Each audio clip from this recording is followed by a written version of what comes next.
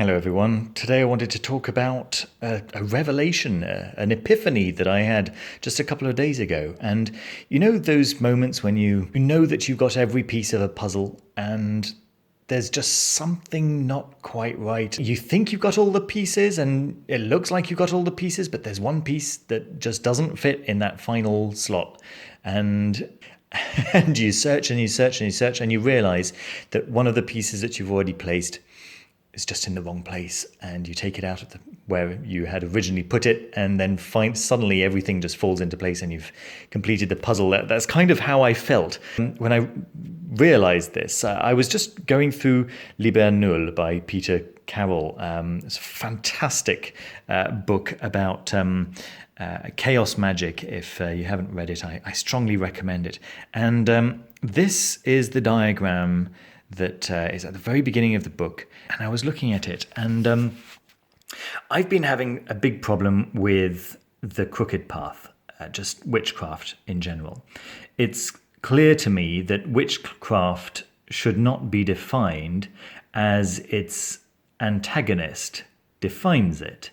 It should not be defined as an opposite of Christianity. Witchcraft existed long before Christianity, and so I was just struggling to find a place for it in my understanding of how the world works, the history of magic, the history of religion, the history of spirituality, and so on and so forth.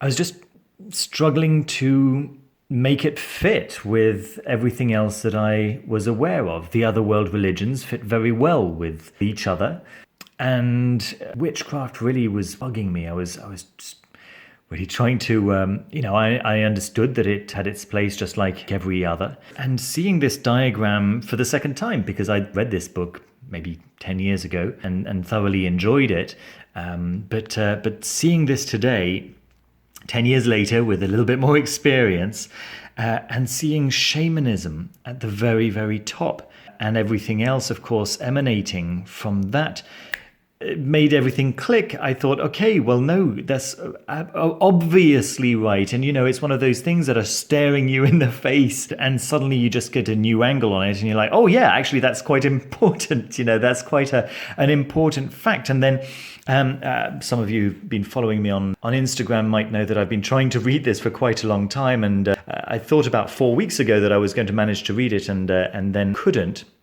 And I actually picked it up last night and I got to page 24. Let me just find that for you. This is literally 24 hours after seeing this. And look at this very last paragraph of this page. I believe that magic is something humans do and probably always have done in the recent past. At least in the West, we have largely moved magic and sorcery into a subset of religion. This was my mistake. Orthodox or heretical, depending on the context of those involved. My personal belief is that this is an inversion. I believe that religion is an offshoot of sorcery, and that sorcery, and the animism that underlies it, is the probable root of all human culture.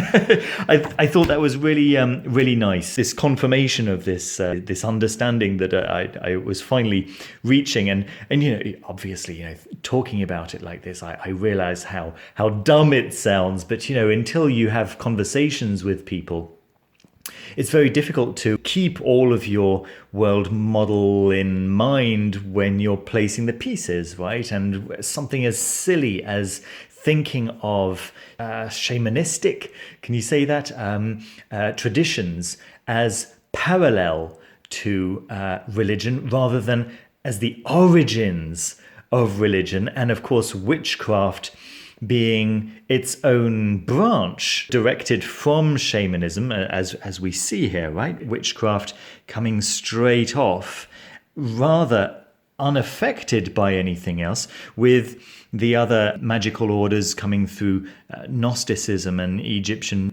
magic and so on and so forth. And then, of course, the more Eastern Tantra and Sufism coming into medieval Goetia and so on and so forth. So that's why these kind of traditions seem so at odds with witchcraft, is because they have come through simply a different branch. But when you think of shamanism as the origin, which is so obvious, and yet before I'd thought of it in those terms, before I'd explicitly put it into those terms, that had really eluded me, and it was the main reason why I just didn't understand where witchcraft fit.